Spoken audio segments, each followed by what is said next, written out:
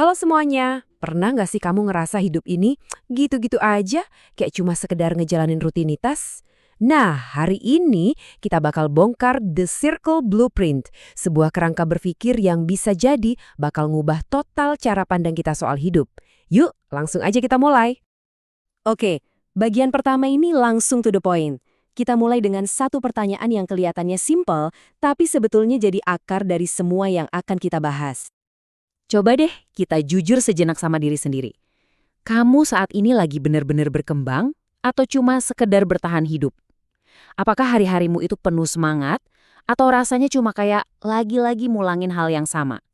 Jawaban jujur kamu itu penting banget, karena itu titik awal perjalanan kita. Nah, ini dia yang cukup mengejutkan. Waktu ribuan orang ditanya pertanyaan tadi, hampir nggak ada yang ngerasa ada di langkah 5. Kebanyakan dari kita tuh ngerasanya ada di langkah 2 atau 3, merosot atau ya sekedar jalan di tempat.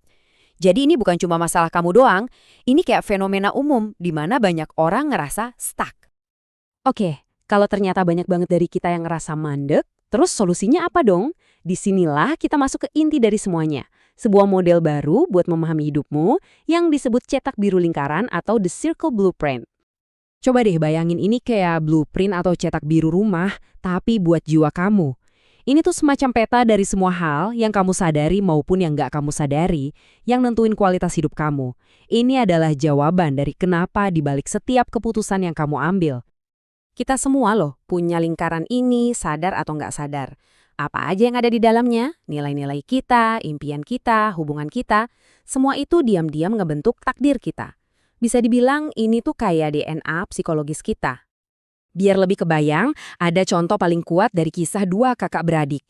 Yang satu lingkarannya kecil dan egois banget, alhasil hidupnya jadi mandek. Satunya lagi, dia sengaja memperluas lingkarannya. Dan hasilnya, karakter dan kesuksesan yang terus bertumbuh. Ini bukti nyata kalau ukuran lingkaran kita nentuin ukuran hidup kita. Jadi gimana caranya kita bisa secara sadar memperluas lingkaran kita? Jawabannya ada di 4 tugas kunci ini. Tapi ingat ya, ini bukan daftar pilihan yang bisa kamu comot sesuka hati. Ini tuh kayak tangga yang harus kamu naiki satu persatu. Ini dia keempat tugasnya. Meraih kemandirian, merangkul kekuatan, mewujudkan kerendahan hati, dan mengejar tujuan. Kamu nggak bisa lompat ya. Misalnya nyoba nemuin kekuatan sebelum kamu benar-benar mandiri secara batin, itu resep pasti buat gagal. Yuk kita bedah satu-satu. Tugas pertama, kemandirian. Eits, tapi lupakan dulu soal uang. Ini tentang kebebasan batin. Pertanyaannya, apakah kamu bebas dari rasa butuh divalidasi orang lain? Itulah kemandirian yang sejati, fondasi dari segalanya. Kedua, kekuatan. Ini bukan soal kekuatan buat ngontrol orang lain ya, tapi kekuatan buat menguasai diri sendiri. Ini soal keberanian buat mengakui bakat unikmu, sesuatu yang cuma kamu yang punya, dan berani menunjukkannya ke dunia. Nah, setelah kamu menemukan kekuatan unikmu, tugas ketiga adalah kerendahan hati. Ini bukan berarti kamu meremehkan kekuatanmu itu, tapi justru melihatnya secara apa adanya. Kerendahan hati itu, kesadaran bahwa bakatmu itu bukan cuma buat kamu, tapi untuk dibagikan ke orang lain. Dan akhirnya, puncaknya, tujuan. Ini bukan soal jabatanmu di kantor, ini adalah bintang utaramu. Ini alasan kenapa kamu ada di dunia, yang ngasih arti dan makna buat semua tugas yang sebelumnya. Tapi tunggu dulu, sekadar menguasai keempat tugas ini satu persatu ternyata nggak cukup. Ada satu jebakan besar yang bisa merusak semuanya, yaitu ketidakseimbangan. Kutipan ini ngejelasin semuanya kan? Coba bayangin seorang pemimpin yang super cerdas, itu kekuatan, tapi dia sama sekali nggak punya kerendahan hati. Hasilnya apa? Ya keangkuhan yang merusak. Kekuatan tanpa penyeimbang itu bisa jadi racun. Coba deh, kita pikirin bareng. Punya tujuan, tapi nggak punya kekuatan. Jadinya cuma angan-angan kosong.